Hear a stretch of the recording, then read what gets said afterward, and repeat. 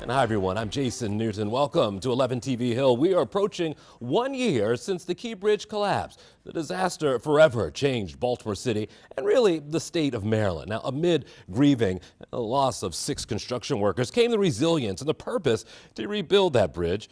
Progress Maryland is now seeing unfold both behind and in front of the cameras. And joining us now is Transportation Secretary Paul Wiedefeld to talk a little bit about this project. Paul, how are you today? Well, Jason, nice to see you again. Good to see you too. And one thing the governor had said early on, he said part of pushing this forward is making sure you got an early start. So that you make sure you got the designer and you got the folks who do the construction all at the same time so the project can sort of move swiftly. Is that the way it's playing out right now?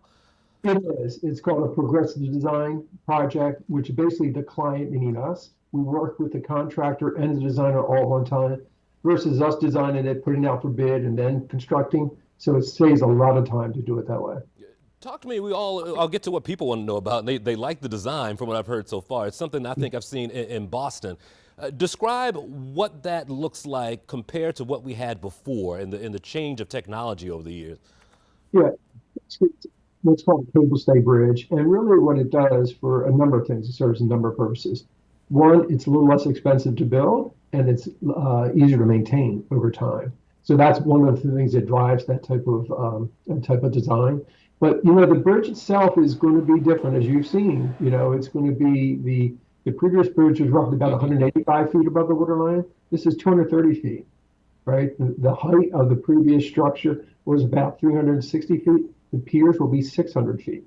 So you can imagine, that it's a much larger structure that way. And the reason it is that is because that gives us more room to spread out from the main channel, which adds safety.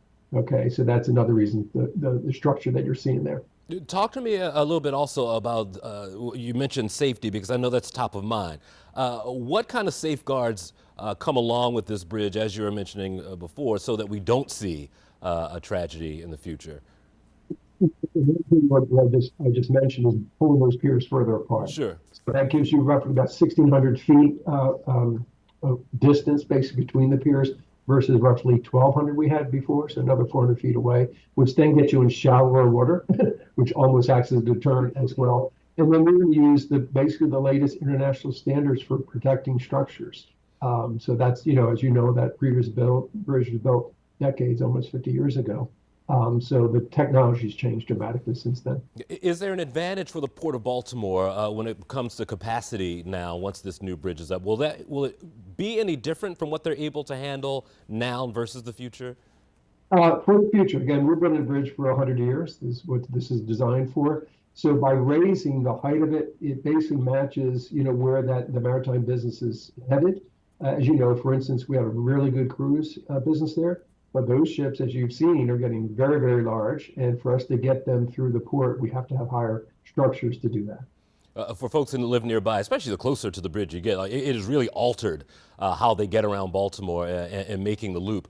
And it seems like you guys have been successful so far. Are there things in the future also as we get closer and closer to help make their life, make it a little easier for them to navigate until you're all done?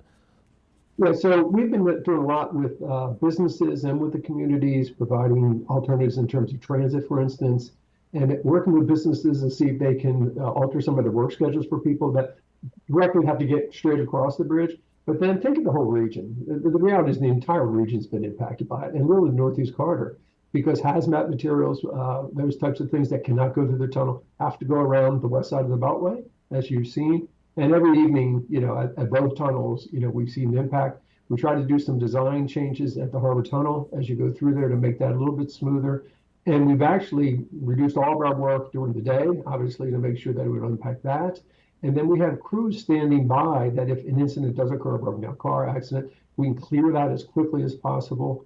And so it's just those little things we got to do to try to do the best we can. Obviously, the key is getting the bridge rebuilt. And that'll be my last question for you today, and probably the top question on people's minds. When will they be able to put rubber on the road and make their way across the new bridge? Yeah, we're pushing as far as we can. We're aiming for 4 years, but the reality is until we get the final design of this project, as you may recall, shortly after the bridge collapse, we had to come out with some statements about, and that was so that we get the federal dollars, to be frank, the emergency relief funds that we did get. But now that we're doing true engineering, we'll be coming out late spring, early summer with a detailed schedule of this project because, we're doing work around the clock pretty much to design this bridge to get it rebuilt as quickly as possible.